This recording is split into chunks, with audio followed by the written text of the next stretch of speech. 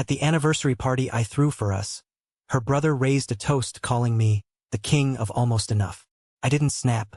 I just nodded, pulled out a folder of gifts, ripped them apart, and walked out.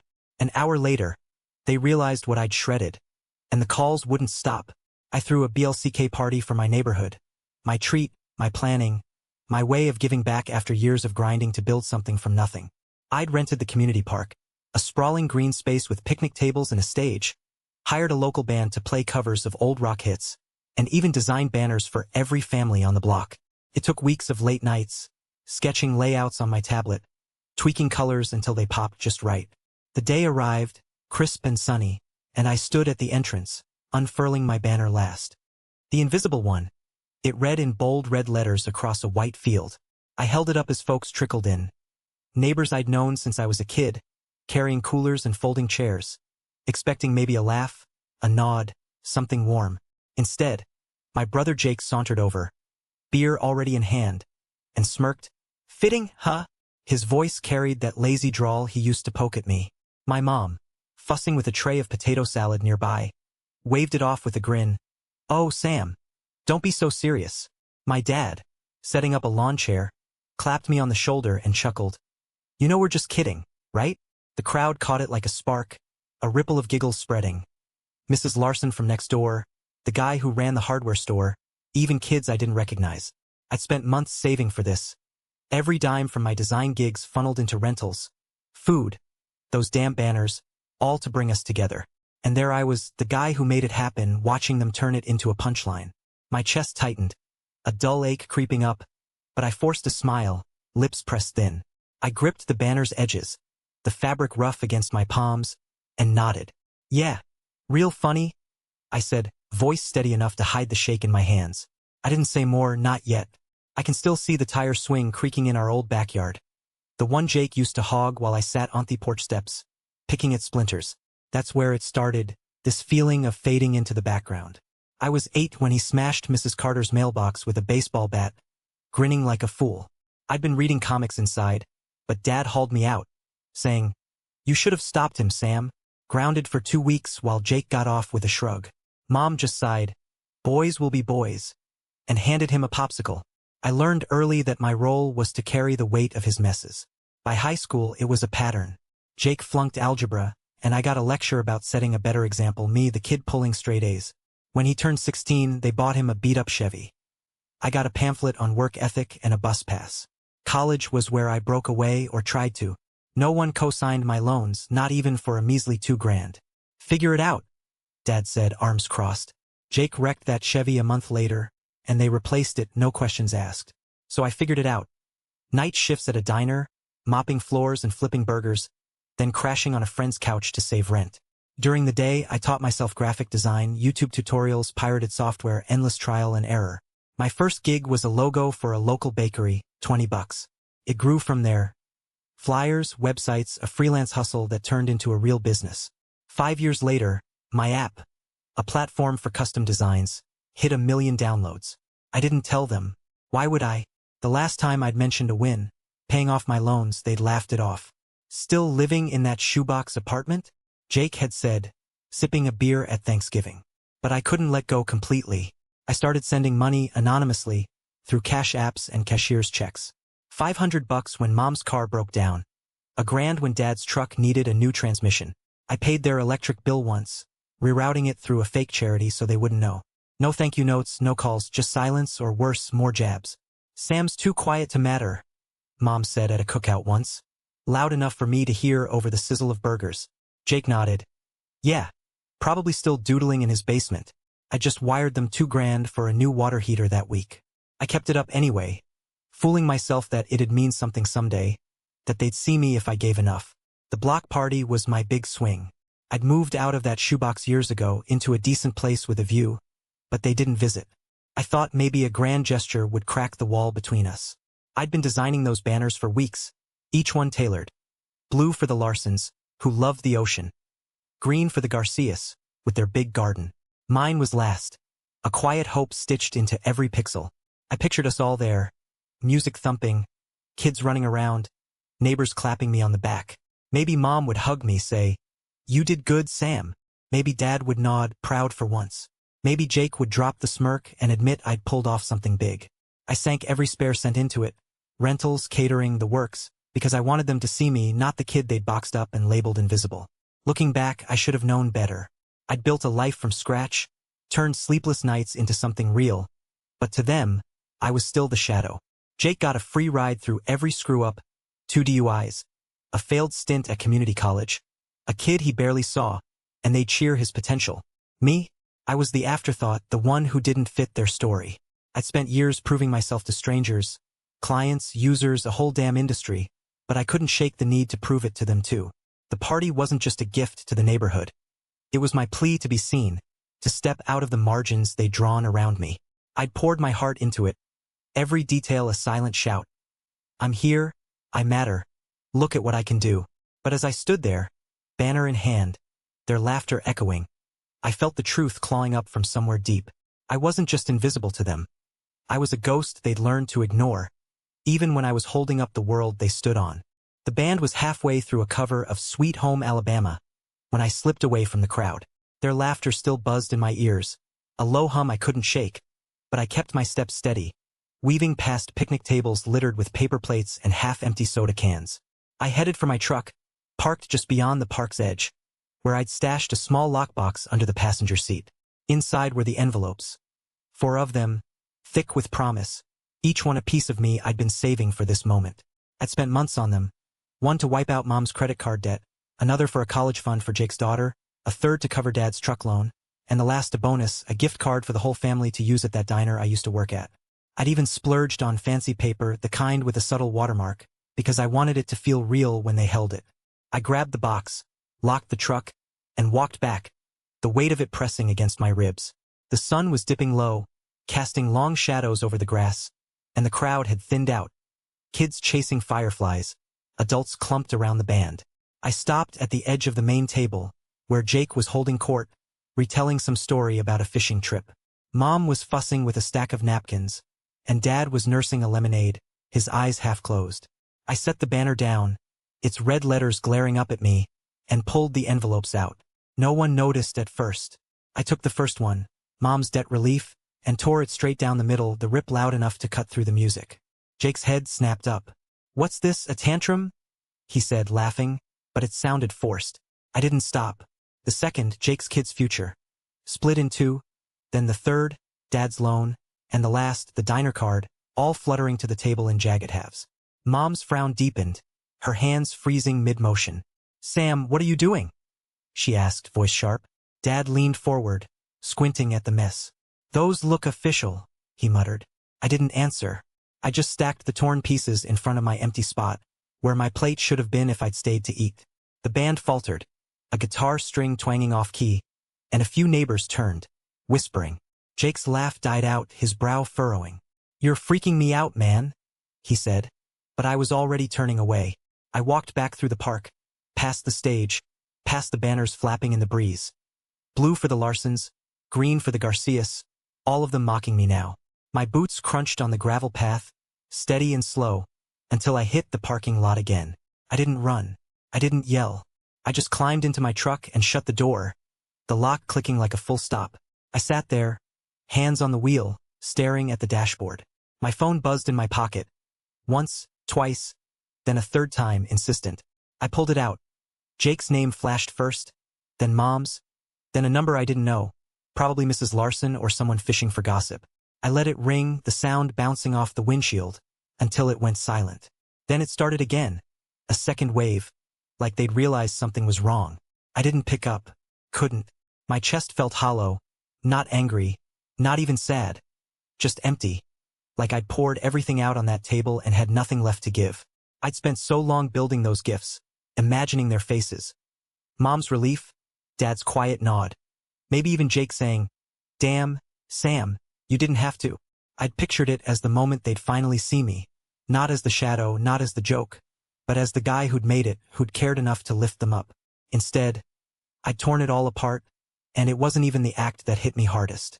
It was the weight of why. I'd been invisible my whole life, not just to them, but to everyone who'd nodded along to their version of me. The kid who couldn't stop Jake, the teenager who didn't deserve a car, The adult they'd pegged as too quiet, too small. I'd built a $1 million app, paid their bills, thrown this party, and still I was the ghost at the table. The envelopes were my last shot, my proof I wasn't what they thought, and they'd never even know it now. I leaned my head back, the seat creaking under me, and closed my eyes. The phone buzzed again. Relentless, but I didn't move. Let them call. Let them wonder. For once, I wasn't running to fix it. I didn't drive far, just a few blocks to a gas station, where I parked under a flickering neon sign and let the engine idle. My phone kept buzzing, a swarm of missed calls and texts piling up. Jake, Mom, Dad, even Mrs. Larson, who'd probably pieced something together from the whispers. I didn't check them. Instead, I pulled up my email and forwarded scans of the original envelopes to my lawyer, digital backups I'd made weeks ago just in case. Each one was time-stamped, signed, notarized: Mom's debt relief, Jake's kids' college fund, Dad's truck loan, the diner gift card. I typed a quick note. Hold on to these. Might need them soon. Then I shut off the screen and waited, the hum of the truck's engine filling the silence. By morning, the story had twisted. Jake posted on Facebook, a blurry photo of the torn papers scattered across the table, captioned, "Guess Sam couldn't handle a little family fun. Freaked out and trashed some promises he never meant to keep." Likes and comments rolled in. What a drama queen. Some people can't take a joke. Mom took it further. She called my aunt, who texted me later. Your mom says you stole her savings to throw that party. Said you've been lying about money for years. Is that true? I stared at the words, my stomach sinking. Stole her savings? I'd been the one bailing her out. Quiet transfers, untraceable help, and now she'd flipped it into a lie that stuck. Neighbors I'd known forever started texting too. Did you really scam your own family, Sam? Heard you took their cash and ran. The block party I'd paid for, the banners I'd designed. They turned it all against me. I didn't respond. Couldn't. My throat tightened, not with anger but with a dull, heavy ache. Like I'd been hollowed out and left to collapse. I'd expected confusion, maybe guilt, when they saw what I'd destroyed. But this was a knife they'd sharpened just for me. I drove home, a small house I'd bought with my app's first big payout, and locked the door behind me. The lockbox sat on my kitchen counter, empty now, a mute witness to the night before. I opened my laptop and drafted an email to a friend at a local news blog, someone I'd done a logo for years back. I attached the scans, a short explanation. This is what I tore up. This is who I am. I hit send, then waited. The blog posted it that afternoon.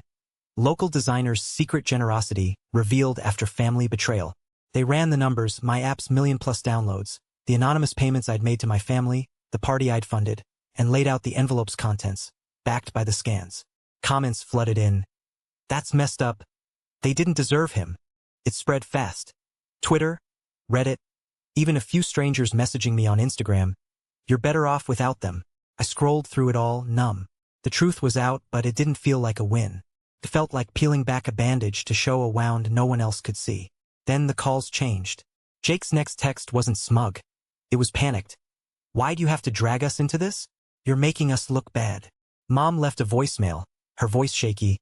Sam, we didn't mean it like that. You're blowing this out of proportion. Dad didn't call, but I heard from a cousin he'd been asking around, trying to figure out how much I'd really done for them. They'd seen the article, the proof, and instead of owning it, they doubled down. Jake posted again, a long rant about how I'd always been unstable, how the party was my cry for attention. Mom told the neighbors I'd exaggerated, that the money I'd given them was barely anything.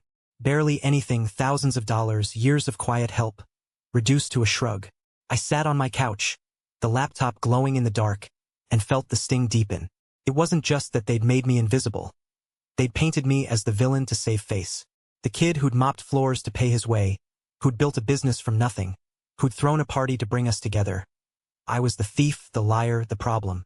I'd given them everything I could, and they'd taken it, twisted it, and thrown it back in my face.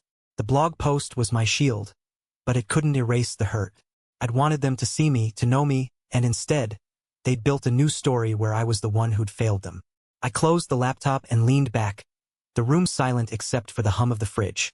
My phone lit up again. Another stranger, this time. Saw your story. You're not alone. I didn't reply, but I held on to that. They tried to bury me in their lies, but the truth was out there now, breathing, growing. I wasn't invisible anymore, not to everyone. just to them. The fallout didn't stop with the blog post, it got uglier. A week later, I had a pitch lined up with a big client, a national chain looking for a rebrand. I'd spent days prepping, mock-ups ready, my app's stats polished to shine. I walked into the meeting, suit pressed, feeling like I could finally breathe again. Halfway through, the door swung open, and there was Jake. Unshaven, eyes wild, barging in with a sob story. "My brother's a fraud," he said, voice loud enough to echo off the conference room walls. "He abandoned us. Lied about everything. Don't trust him." The execs froze, pens hovering over notepads. I tried to explain, but the damage was done. They canceled the deal on the spot, citing reputational concerns. Jake smirked as he left, like he'd won something. I stood there, hands shaking, the room emptying out, my chance slipping through my fingers. Mom piled on next. She sold a tearful interview to a cheap tabloid, headline screaming, "Son's greed tore our family apart." She claimed I'd hoarded my money, cut them off out of spite, never helped a day in my life.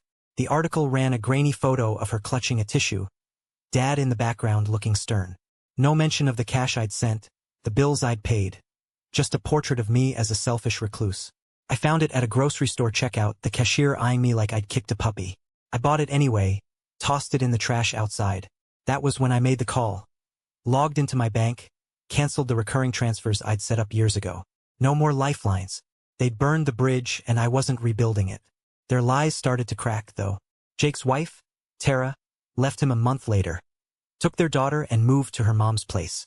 She'd seen the blog, the scans, and told a mutual friend she was done with his endless bullshit. Mom and Dad lost traction, lost half their social circle. Old neighbors stopped calling, tired of the excuses. I heard through a cousin they tried to spin it as my fault. But the truth had legs now, and it was running faster than their stories. I didn't gloat. I just kept going, working, designing, living. The app hit 2 million downloads, and I poured the profits into a scholarship for kids from rough homes. Kids like I'd been, who needed a hand up. I decided to tell my side. Not with venom, just facts. I posted a thread online, screenshots of bank records, the envelope scans, a timeline of what I'd done and what they'd said. No rant, no tears, just the raw data. App valuation at 10 million, years of payments, the party, Jake's stunt, Mom's tabloid play. It blew up. Retweets, shares, messages from strangers. "You're a legend." I cut off my toxic family too. A guy I'd never met wrote, "Your story got me out of a bad job. Thank you." I read them late at night, alone in my house, the glow of my screen the only light. It wasn't about fame, it was about being seen, finally, by people who got it. The weight started lifting, not all at once, but in pieces. I'd spent so long chasing their approval, bending over backwards to prove I wasn't invisible. Now, I didn't need to. I flew to Seattle for a design conference, no guilt about leaving them behind. I sketched ideas on napkins in a coffee shop, not worrying if they'd care. I signed a new client, a small startup with big dreams, and felt the old spark again, creating for the sake of it, not for them. The blog post, the thread, the stranger's words, they'd flipped a switch. I wasn't the shadow anymore. I was the guy who'd built something, who'd walked away and kept standing. Jake tried one last jab, a rambling video online calling me a liar, saying I'd faked the records. It flopped. Comments tore him apart, people posting receipts of their own, old texts where he'd bragged about my rich ass to friends. Mom sent a letter, not an apology, just a plea. "We're struggling, Sam. You've made your point." I didn't write back. I didn't need to. They'd lost the power to pull me under. I framed the banner, "The Invisible One," and hung it in my office, not as a wound, but as a trophy. It wasn't who I was anymore. It was who I'd outgrown. I stood in my kitchen one night, pouring a glass of water, and realized I hadn't checked their social media in months. No more scanning for jabs, no more hoping for a shift. I'd let go, not out of hate, but because I didn't need their ghosts haunting me. The app kept growing, the scholarship funded its first round, and I slept through the night, no dreams of their voices. I'd given them enough, money, time, pieces of me, and they'd thrown it away. Now I was keeping it for myself, and it felt like waking up. 2 years slipped by, quiet and steady, like pages turning in a book I'd finally learned to read. I was at a friend's art show last weekend, sipping a beer and eyeing a canvas streaked with bold blues, when a woman sidled up. "You're the banner guy, right?" she asked, her smile tentative but warm. I blinked, caught off guard, then nodded. "Yeah, that's me." She told me she'd read my story online. How I'd walked away from the mess, the lies, the weight of being unseen. It pushed me to ditch my ex, she said. He was a leech, and I didn't see it till I saw you do it first. I didn't know what to say, just mumbled a thanks, but her words stuck. I wasn't that guy anymore, the one clutching a banner, begging to be noticed. I shed that skin. I don't track them now, Jake, Mom, Dad. Their calls stopped months ago, their texts dried up. Sometimes a stray update filters through. A cousin mentions Jake still drifting.